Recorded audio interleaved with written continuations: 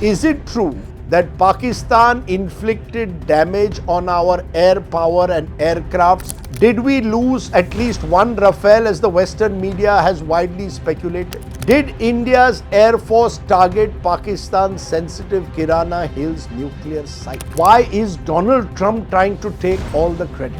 2 weeks back, Pakistani terrorists attacked Kashmir. They killed 26 innocent civilians. India has given a befitting reply as it had promised in response to the deadly Pahalgam terror attack. Now, according to a statement released by the government of India, altogether 9 sites have been targeted. Over 80 to 90 terrorists have been killed in this attack.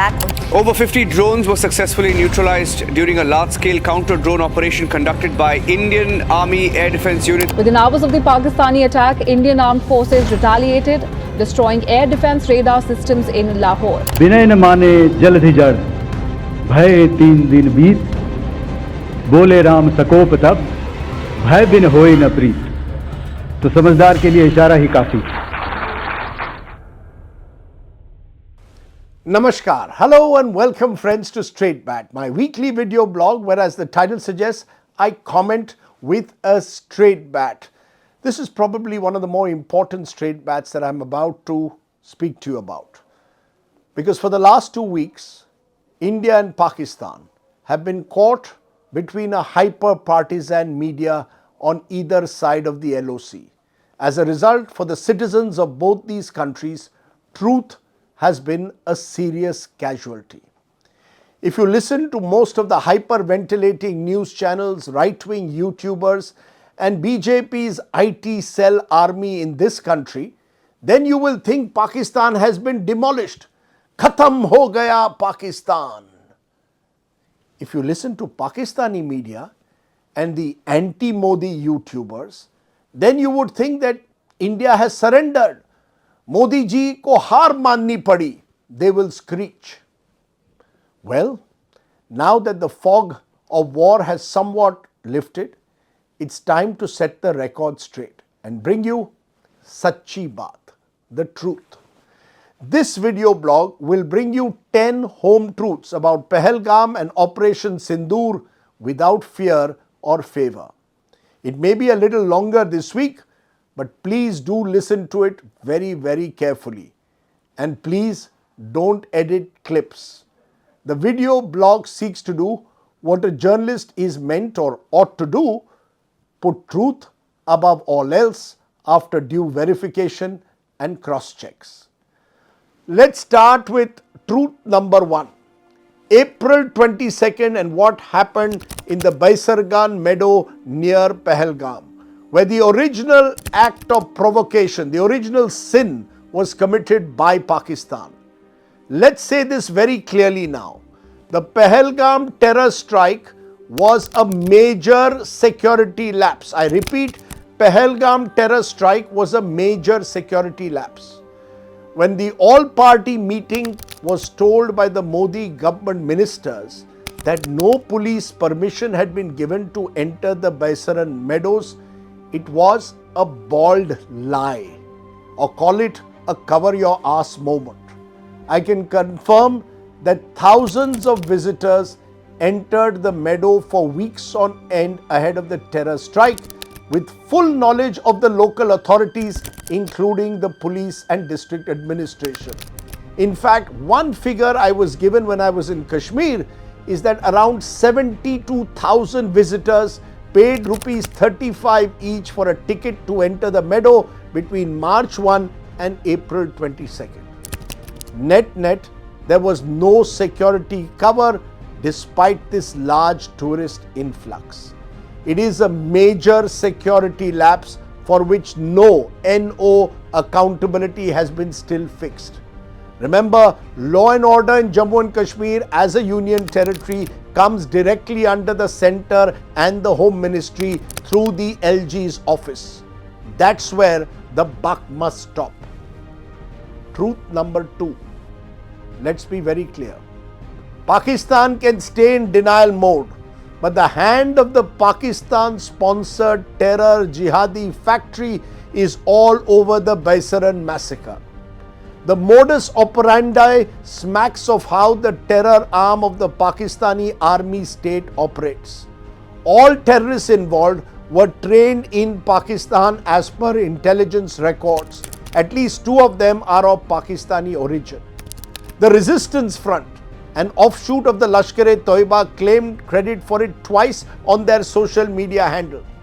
Pakistan can now claim they have no knowledge of TRF. But please also don't forget that Pakistan blocked TRF's naming in the United Nations, a clear sign of guilt and a nexus. Please also don't forget that this is the same Pakistani army state establishment that for years claimed that they had no idea where Osama bin Laden was till he surfaced in the front of them in Abbottabad. This state versus non-state actor narrative that has been spun by Islamabad's rogue army state is totally bogus. I have visited jihadi camps in Pakistan over the years, all of which then were under the protection of Pakistani army personnel. A country will be judged by its footprints, and as the Pakistani defense minister admitted, Pakistan has done the dirty work of terror for years. You do admit, sir, that Pakistan has had a long history of backing and supporting and training and funding these terrorist organizations. Well, we have been doing this dirty work for the United States for about 3 decades, and West, including Britain. Truth number 3. When India undertook Operation Sindoor on May 7th, the target was the Pakistan terror infrastructure. Unlike Balakot, the evidence this time is overwhelming.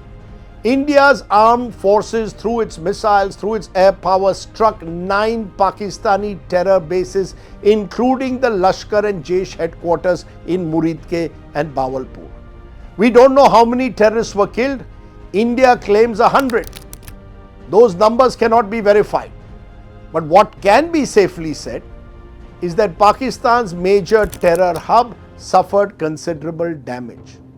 So let no one tell you this time, where is the evidence of the Indian attacks on terror hubs? Truth number 4.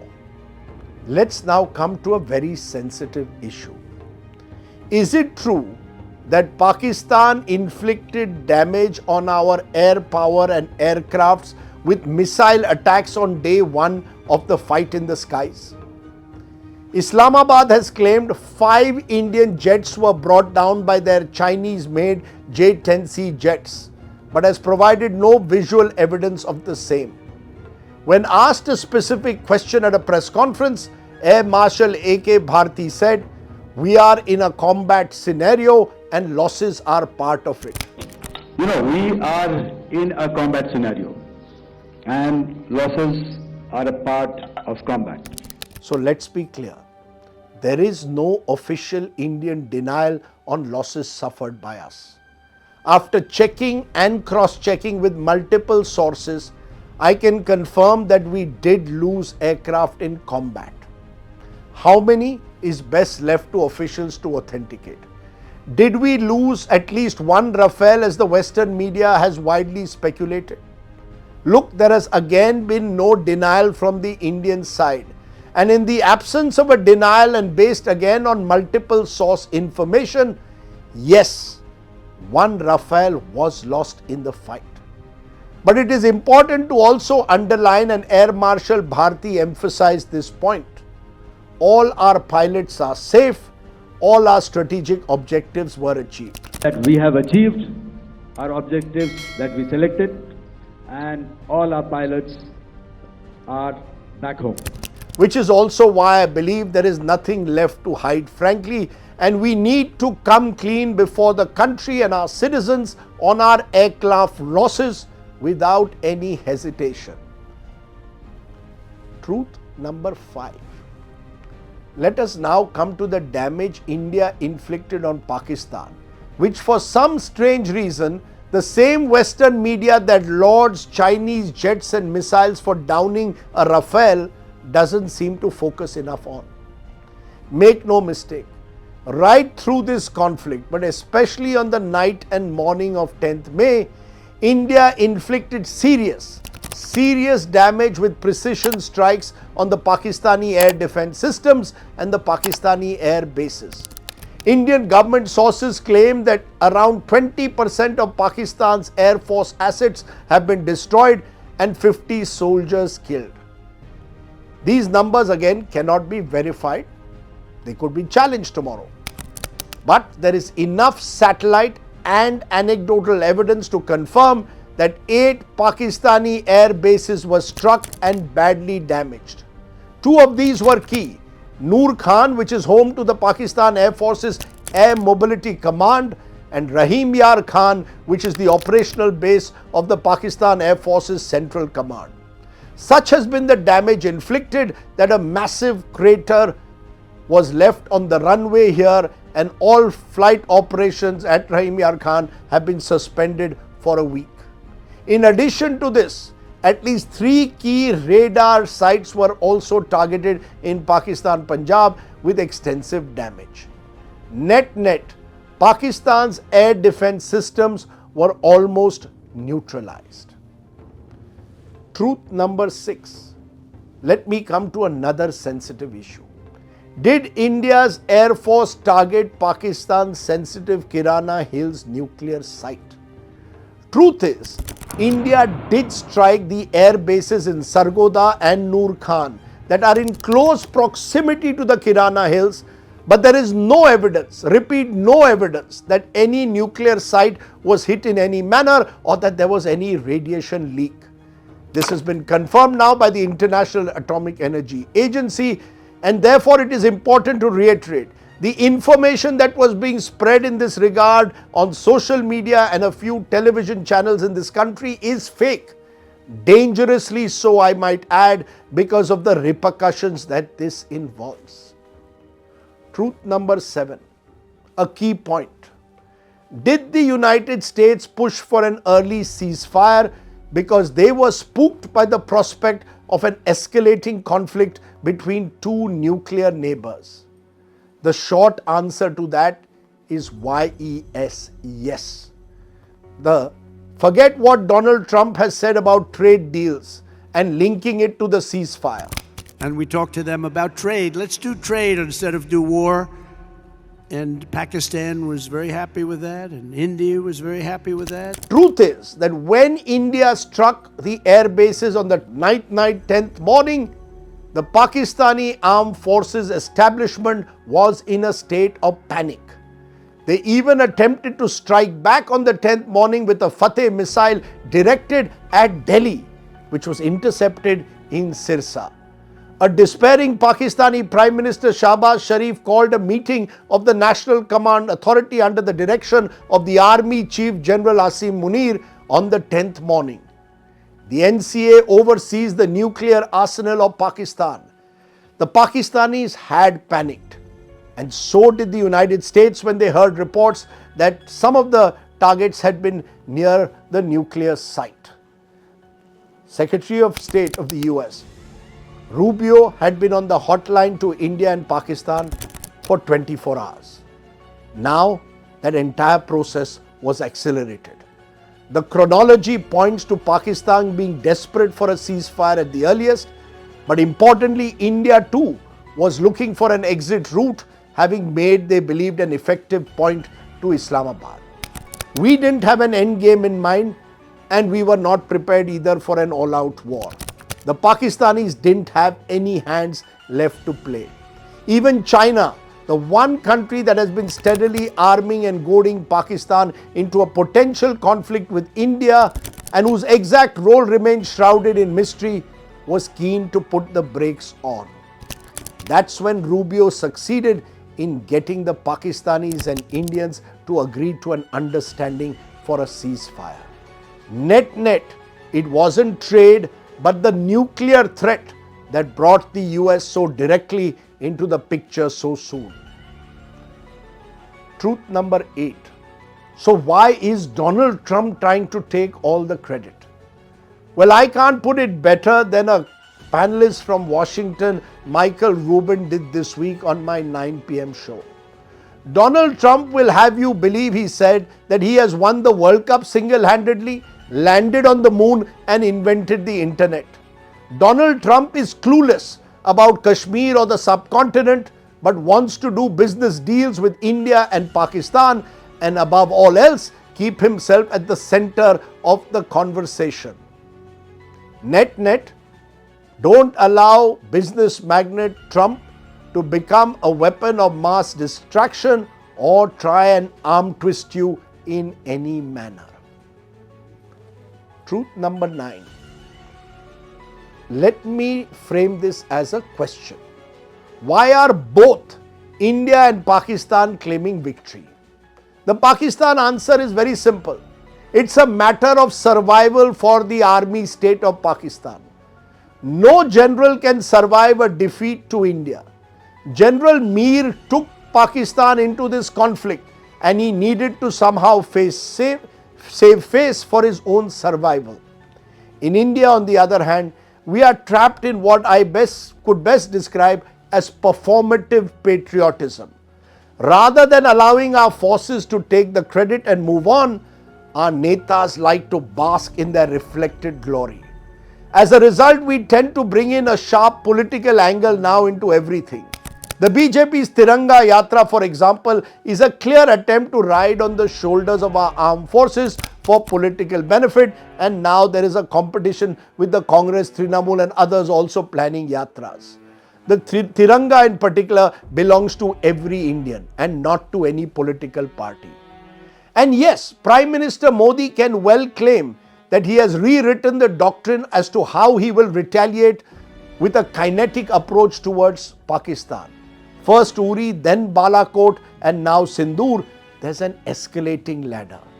But until we can claim to have decisively ended the Pakistani army state's support to terror, and there is still no evidence of that, it would be foolhardy for any government to engage in triumphal rhetoric at this stage. Let me now focus, my friends, on the 10th and arguably most serious issue, this time from a more personal standpoint. The flood of misinformation and disinformation and outright fake news across TV channels, social and digital media, especially on the night of 8th May. You only had to look at the news channels and prominent social media handles that night to realize how embarrassingly bad it all was. Someone was flashing that Karachi port had been captured. Someone else said there was a coup in Islamabad. F-16s were down. Pilots had been captured.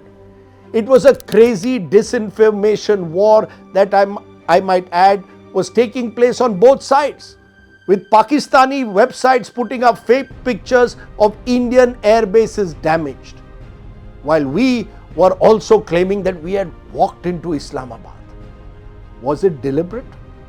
Not all of it, but some of it certainly was, fed primarily by the right-wing disinformation machine under the guise of national interest in this country. To my mind, it only exposes the threat at times that 24/7 breaking news and real-time news tools in this age of technology like Twitter, WhatsApp, AI can play in a warlike situation. It also only reflects how the Noida Light Infantry or the Lashkar-e Noida noise channels can sometimes become dangerous, uncontrollable weapons when the studio becomes part of war gaming, or when social media descends into rabid and competitive jingoism. Far from any of this being in the national interest, I believe that because of this flood of disinformation, some of the real and terrific achievements of our armed forces can get lost in the fog of war. Since I am part of this media army, in the belly of the beast, so to speak, may I offer at the end of this straight bat a mea culpa, an apology. I am sorry. Fir subah hogi. That was the straight bat. I hope you've listened to it carefully. Thanks for watching. Stay well, stay safe. Jai Hind. Namaskar.